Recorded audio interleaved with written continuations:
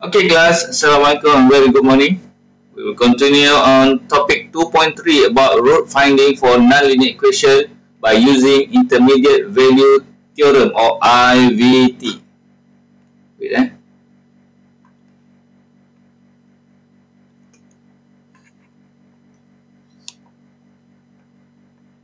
IVT.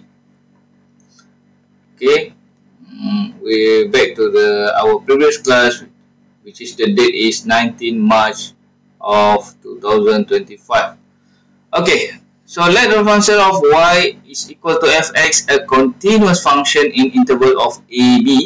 Okay, if fa multiplied by fb is less than 0 or negative lah. Okay, negative.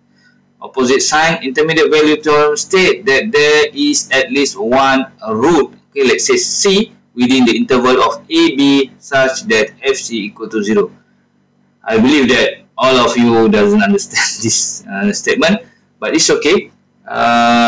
We will show you in the solution, the exercise, so it's easy for you to understand this kind of statement. Okay, proceed for example 2.1.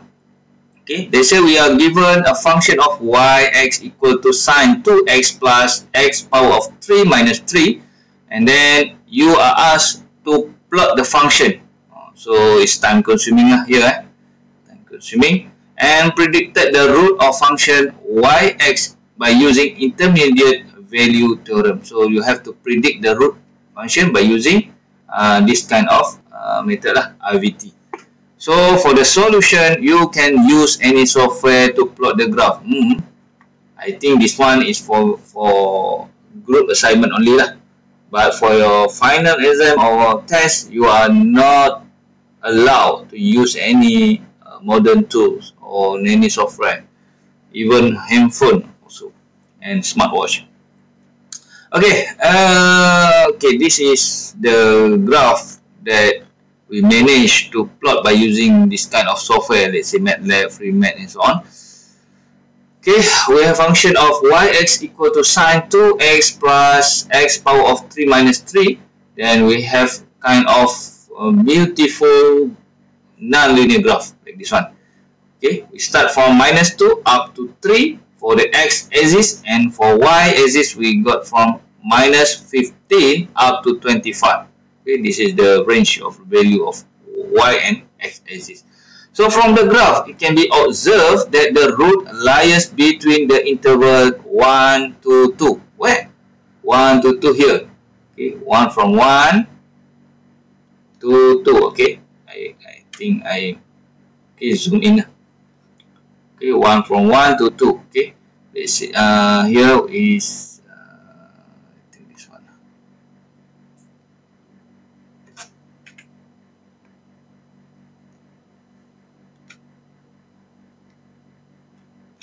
okay, like this one.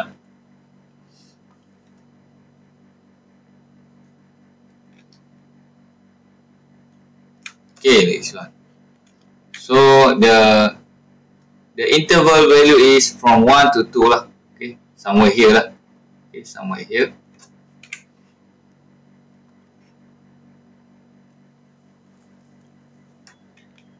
So from the graph, it can be observed that the root lies between the interval 1 to 2. So for the first trial, we put x equal to 1, and another trial, we put x is equal to 2 because the interval is from 1 to 2. So we have this kind of function value of minus 1.0907 and 4.2432. This one. And then the second trial, because IVT, try and error, based on try and error, we try to, okay, if you can see here, we try to cram or make it, okay, let's say first try we put here, okay, this is first try, and then second try we put here. Okay, this one taken. Okay, and then third we put like this one. Okay, third. and then fourth, maybe fourth, and then maybe fifth already beyond the exit there ni. This one I put another color lah. I think orange is good.